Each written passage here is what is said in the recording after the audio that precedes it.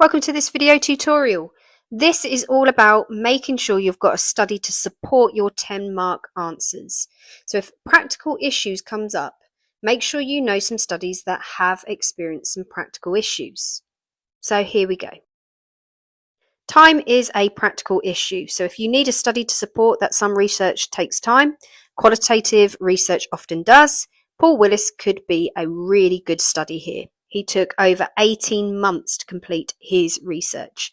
Of course, you could bring in a longitudinal study like 7UP, whereby it is still ongoing, and every 7 years they have to return to their sample. So those two are great examples of practical issue of time. Another practical issue with a lot of qualitative data is access. So, for example, you could bring in Lord Humphrey's study here, whereby he was trying to access a very hidden population.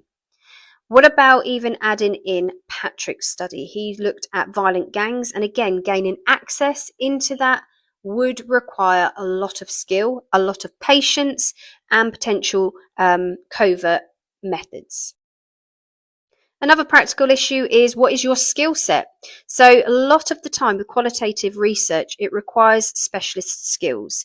What studies could you bring in here? Well, what about bringing in William Foote White? He had to have great communication skills when he was studying Italian American community.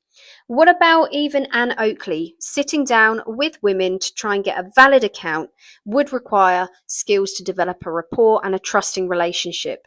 So those are two great examples of applying this practical issue of skills as a problem for qualitative research, potentially. Now, lots of qualitative research takes a lot of time, and if something takes time, it's going to take money.